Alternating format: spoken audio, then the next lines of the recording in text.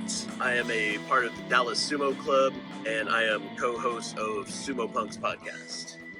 If you can't hear that voice, it's magical. It's the best voice on all of Sumo podcasts. That's right, Chip. That's right. Only second, to be honest, to Sabrina. Let's keep it. What got you into sumo? I know that you have you watch pro, Yeah. and you do amateur. I kind of like to separate the two. So for pro, what got you into pro? So actually, I did get into amateur first before I started checking out pro. And what got me checking out pro sumo was there was what was it? Japan Times article. I think it might have been written by John Gunning, but it was about how Kisei no Sato was one of the the only Japanese born Yokozuna, at the time. And just reading about, just kind of the social ramifications of what it means for him, to be, a Japanese, Yokozuna, as opposed to, there was like Hakuho and Haramafuji and, all the Mongolian. Yeah. Yes. And so there was kind of like a little bit of like strife, I guess, in there. And I was like, oh, wow, that sounds like a really cool world to see. And so it just so happens it was during one of the bashos. And so I checked it out because I wanted to see Kisei no Sato fight. I was like, yeah, I want to watch this guy. Unfortunately, it was after he got injured. And so he wasn't putting up that good of a fight. But that's whenever I first saw Tochinoshin, and I saw like Meisei and Abi, and there was like all of the guys. I guess now they're kind of like the old heads, but back then they were still kind of like the top dogs. Takayasu, and I was like, whenever I saw Takayasu's thing that he does when he's getting all built up, he's like, that thing. I love that thing. I think what really got to me was the pageantry, the ceremony. Everything is really rhythmic. Whenever they, I can't remember the name of the cherry wood, the treated cherry wood sticks that they clack together, but just like everything, it's just so rhythmic. It's a ceremony, and that's I graduated from the University of Oklahoma with a degree in anthropology, and I really studied ceremony, and I dissected ceremonies, kind of like what they mean, symbology of movement, symbology of personal space. And so when it came down to sumo and how, sumo utilizes, that kind of XY kind of space, and it's all about balance. And just seeing that, I was like, wow, look at these dudes, these guys that are big like me. At the time, I weighed 530 pounds. And I was like, these guys are big, but they're nimble, they're athletic. I was like, I want to do that. I was like, I really want to do that. And so I just kept looking for it, and I kept trying to, find like little. I saw Lone Star Sumo's Chico instructional videos with Tom Zabel, and I was like, all right, I'm going to get this down right, damn it. And then, when I joined Dallas, that's kind of how like the whole amateur and, pro thing kind of coalesced. It's very fused together. Yeah, because the first time I ever saw sumo was the European Sumo Championships. It was amateur. Oh, wow. Yeah. And it was on like ESPN 3 or whatever at like 4 in the morning. But yeah, it was me and my buddy, like the Caribou, and we were drunk as hell, and we were just holding a bottle of whiskey, just like mesmerized by, the European Sumo Championships. It's like, this is badass. And they reran it, for a couple of days, and we were just drinking more whiskey, listening to metal, watching, sumo. And we kind of fell off of it for a while. And then whenever I moved to Texas, and I was looking for, physical activity, I was already, watching the pros, and then I got in touch with Corey, and then that's how it happened. Do you see any similarities between your culture and sumo culture? I do. There's a lot of, especially with how sumo was, the mythological origins of sumo was with the thunder god, Takamikazuchi.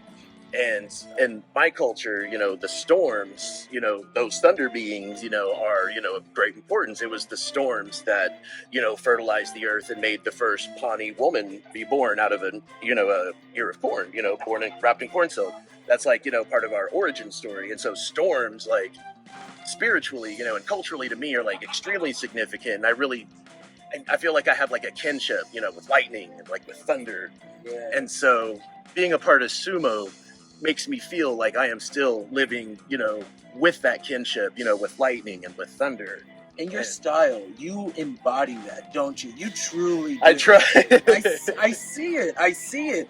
Even your pre-bout ritual, just like slapping the meat, just pop, pop, pop. You're making your own thunder. You're really starting the storm, right? I can see it. I can see it. Thank you. I try. I really like to channel that type of, that the rumbling, whenever I start slapping myself, that really does get me and just into like this weird altered state of consciousness. And then I know I don't have the best tachi. I'm still working on it, but I still feel that straight, in there. And I love that. Who is your favorite amateur? And it could be anybody. It could be someone that you aspire to be, inspired that your physicality can be, or just someone you love watching. Oh man. There's several, and for like totally different reasons, So with lightweight sumo, that's just like a completely different lightning fast sport, and Yes, it's a lot more about balance and technique, and it's high speed chess with these wild consequences, and it's just like wow.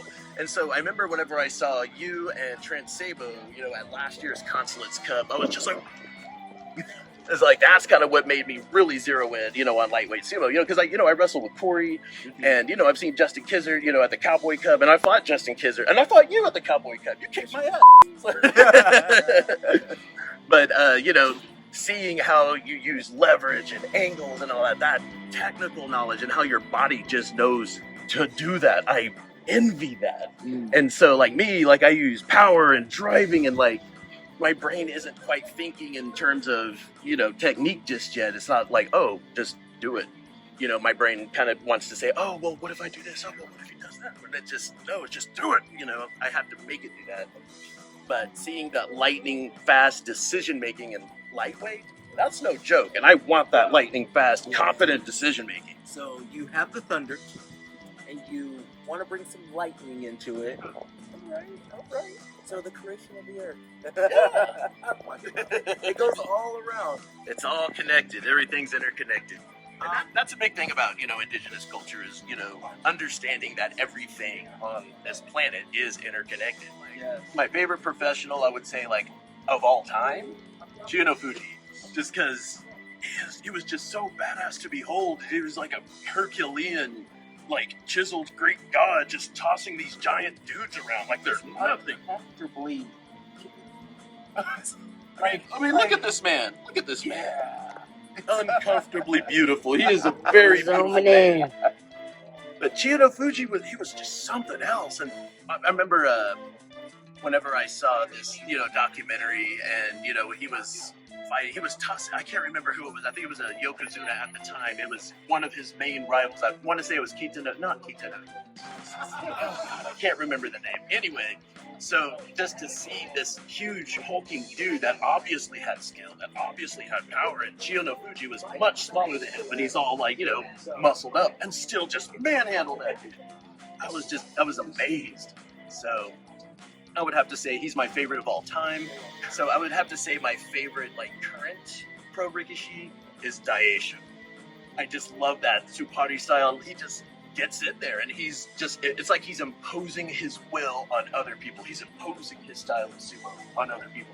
And I want to be able to do that, because sometimes I feel like I'm butting heads, like it's just kind of like not a complete domination of will, right. But I want to figure out how to do that, how to put that pressure on someone whenever I'm fighting them.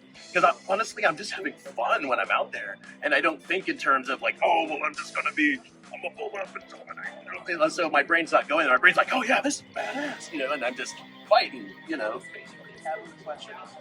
You think of the Hansen? Oh, okay.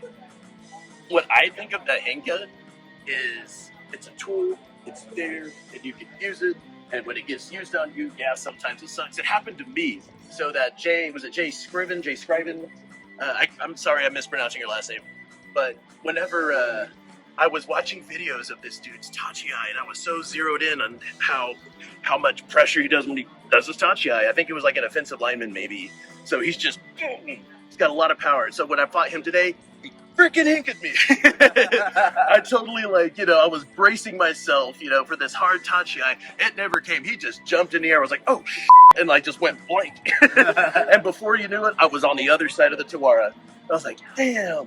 What keeps me in sumo, other than the community, the fantastic community, just some of the greatest people you will ever talk to in your entire life. That is one of the greatest things that I have found in getting into sumo, is the other people that practice sumo are overwhelmingly people of good character, and I love that. And that really keeps me in. I really like that we're supportive of each other's like training and techniques. It's not overtly competitive. I mean, it's competitive. I mean, it's a competition. But it's not, everyone's giving each other pointers and saying, hey, maybe you should try this, or whenever, this situation happens, try to do this instead. Everyone coaches everyone, and I really love that community support. And another thing that really keeps me like with sumo is discipline, being able to have the mental toughness to do sumo, because it's very hard on your body. And I'm an older guy, my joints aren't what they used to, and it hurts to do sumo, but I just love it so much. And so I just, try to just develop this mental toughness, and it really comes in handy whenever stuff doesn't go my way. I'm sitting here like, this is easier to deal with than doing your, 50th Shiko. Can you speak to what sumo has given to you? Like, if it's self-confidence, physical fitness, discipline, whatever it is, what has sumo, the art of sumo, gave to you? When I first started doing sumo, I weighed 530 pounds, and I didn't have balance for anything. So my balance has dramatically improved. The lowest in weight I got to was 386 pounds, and that's just from doing Keiko and then doing my, fitness stuff at home.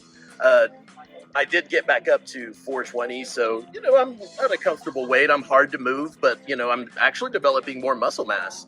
So sumo gave me discipline to improve on myself, improve my body, give myself mental toughness so I just don't fall to pieces when things don't go my way. And sumo's also given me, how do I say this?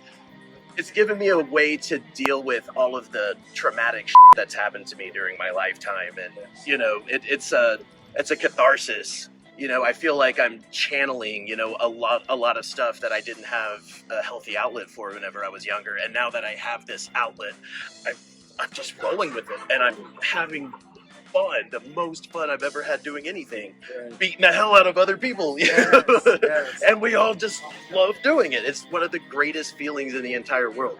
I come from a warrior culture, and, being a sumo tori, I feel like I am a warrior. I'm living who I'm supposed to be, and that feels great. I think people should try sumo because it can help give you a great, fantastic degree of physical fitness. It helps you exercise some of the greatest self-discipline you ever can, and you'll find yourself capable of so much that you ever thought capable of, all because you and your friends are beating the hell out of each other. But practicing sumo is hard. It's no joke, and it does take dedication, but that dedication does build mental toughness, and you'll be able to take on anything. So if you want to, toughen up your spirit, develop a fighting spirit, if you want to toughen up your body, and if you want to prove to yourself what you're capable of, then I implore you, do